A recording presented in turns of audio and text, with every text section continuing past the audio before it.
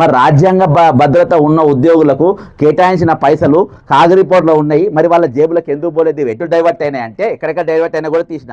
Miss వరల్డ్కు మీ పైసలే వాడినరు, Kodangal lift irrigation మీ పైసలే వాడినరు, మూసి యాత్ర కోసం పొంగిరెడ్డి శ్రీనివాసరెడ్డి గారు వీళ్ళంతా సౌత్ కొరియాకి పోయి తిరిగినరు, అవి మీ పైసలే వాడినరు.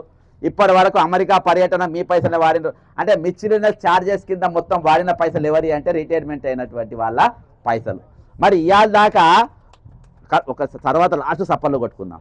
ఇవాటి వరకు జరిగిన విషయం ఏంటంటే ఈ భారతదేశం మొత్తంలో ఏ రాష్ట్రంలో కూడా సొంత ఊర్లో ముఖ్యమంత్రి హిట్లర్ సొంటోడు కానీ, చెడ్డోడు కానీ, దొంగ కానీ, ఎసోటోదైనా కానీ ముఖ్యమంత్రి కానీ వాళ్ళ సొంతూరులో మాత్రం ఆయనకు మంచి పేరు ఉంటుంది.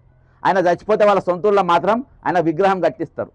అర్థమైందా? అసోంటిది ఇవాళ అంటే దాదాపు మీరు బాల్యము, యవ్వనము, మధ్య దశ, వృద్ధాప్య దశ, ఇది మొత్తం అంటే దాదాపు మీ అనుభవంలో మీ దగ్గర నాభీను నడినెత్తి నుండి అరికాలు వరకు మీరేమైనా చెప్తే ఏమైనా ఆశీర్వదిస్తే ఆశీర్వాదం ఫలిస్తుంది, చెప్పిస్తే వాళ్ళు ఖతమైపోతాడు. దానికి ఇవాళ చాలామంది రెస్ట్ తీసుకునే పరిస్థితి మనం చూసినాం, అంత పవర్ఫుల్. ఇవాళ మొట్టమొదటిసారిగా మొన్న 24వ తారీఖు నేను అరెస్ట్ అయ్యి పంజగుట్ట పోలీస్ స్టేషన్ పెట్టిండ్రు. గవర్నర్ గారిని నేను 4 పిటిషన్లు ఇచ్చినా, నువ్వు ఎందుకు చెట్టపుట్లా పడేసినాను, గవర్నర్ ఇంటి ముందు పోయిన ధర్నా చేసి కూర్చున్నా. గవర్నర్ అంటే కూడా మనమే జీతం ఇస్తాం. ఎందుకు ఇస్తున్నామంటే నా ఫండమెంటల్ రైట్స్ కాపానికి హెడ్ ఎవరంటే గవర్నర్ గారు.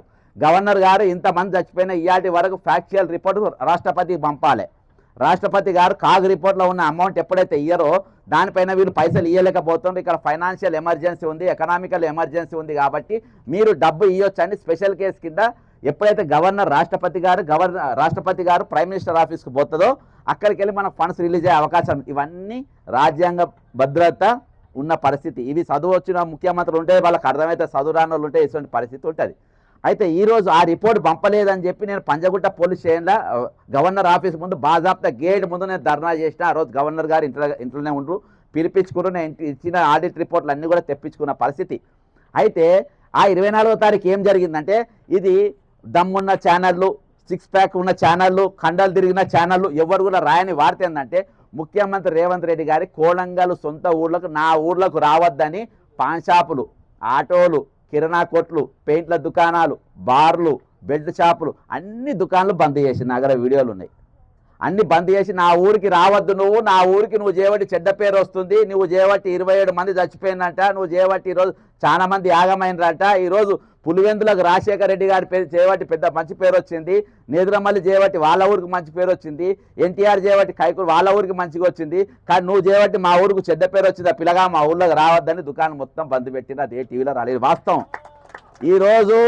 ఈరోజు మీ రిటైర్ అయిన వ్యక్తులు, నిండు వయసులో ఉన్న వ్యక్తులు, ఈరోజు దాదాపు 70-60 సంవత్సరాలు ఈ భూమి మీద అనుభవం ఉన్న, ఒక నిమిషం, ఆ వయసు ఉన్నటువంటి వ్యక్తులు ఈరోజు 40 సంవత్సరాలు నువ్వు రాత్రనగా పగలనగా ఎట్టి చాకిరి చేసి ఈరోజు నాకు తెలిసి ఉద్యోగం చేయడానికి బీపీలు ఎందుకు, మా నాయన కూడా ప్రభుత్వ ఉద్యోగం ఉండే, ఎస్ఐ ఉండే, రిటైర్డ్ అయ్యిండు.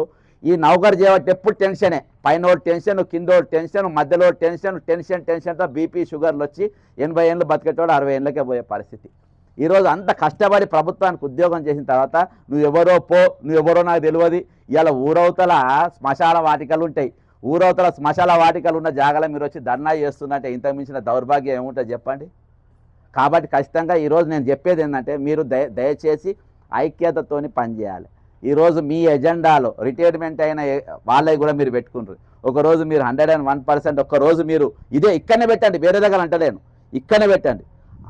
వీళ్ళు మీరు కలిస్తే బలంగా అవుతారు. అది నా విన్నపము. అంతకు మించి వాళ్ళు ఏం చేయలేరు. మాట్లాడితే మహా అంటే మళ్ళీ కేసులు పెడతారు, ఇంకా అంతకు మించి జరిగేది ఏం లేదు. కాబట్టి మీ బలం పెంచుకున్న రోజు మీరు సక్సెస్ అవుతారు, వారు సక్సెస్ అవుతారు. జై తెలంగాణ, అమరవీరులకు జోహార్లు. రిటైర్ అయినటువంటి వ్యక్తులు ఇప్పటికీ 26 మంది చచ్చిపోయారు. ఇక్కడికి వెళ్ళి వాళ్ళ సంఘీభావం పోయినట్టుగా మీరు అధ్యక్షుల వారు స్టేజ్ మీద అనుమతిస్తే 1 నిమిషం మౌనం పాటించాలని చెప్పి నేను విజ్ఞప్తి చేస్తున్నా. ఇంతకు మించి జై, థ్యాంక్ యూ.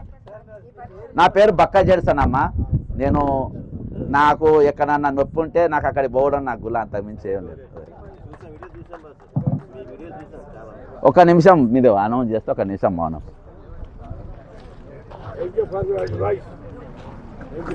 Thank you.